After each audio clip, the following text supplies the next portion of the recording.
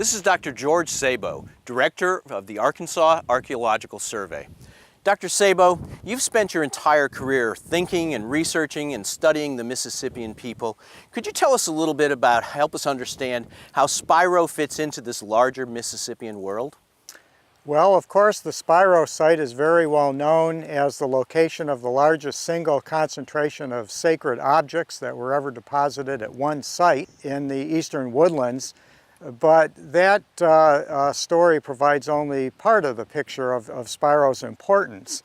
We now understand from the work mainly of Professor James Brown at Northwestern University that the so-called Great Mortuary, where all of these sacred objects were interred, was the result of a grand ceremonial event that took place early in the 15th century. The late 14th and the early 15th century were very stressful times for Indians in this part of the country.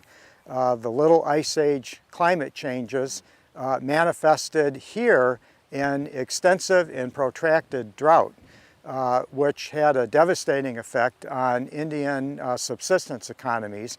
And so much of the archaeological record from that era provides clues to how Indians were attempting to respond in creative ways to maintain their cultures and maintain the legacy of their ancestors. We've been working in Arkansas at a site about 150 miles farther down the Arkansas River that dates to a couple of centuries later, the early 17th century. Some of the architecture at this site is similar to some of the buildings, the residences that we see here. It may be the case that some of the descendants of the Spiroans were part of the populations that regrouped farther down the Arkansas River a couple of centuries later.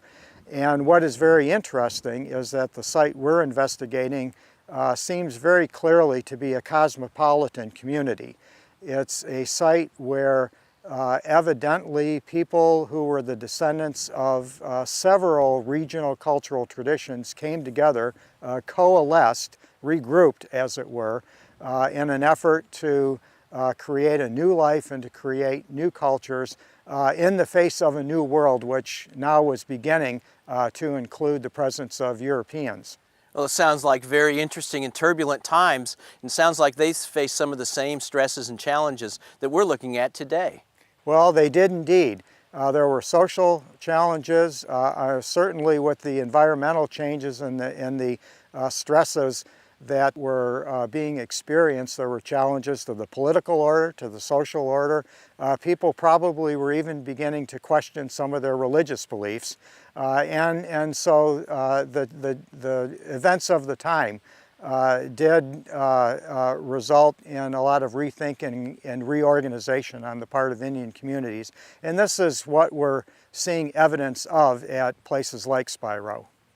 Well, it sounds like we need archaeology and the insights that it brings to us more than ever. Well, we do, and we also have opportunities today to work with modern American Indians, people who are the descendants of these more ancient people, and get their insights into the work that we're doing and try to work contributions from their thinking and their beliefs and their cultural ways into our interpretations of their ancestors. Well, thank you so much for visiting with us today, Dr. Sabo. Well, thank you so much for having me.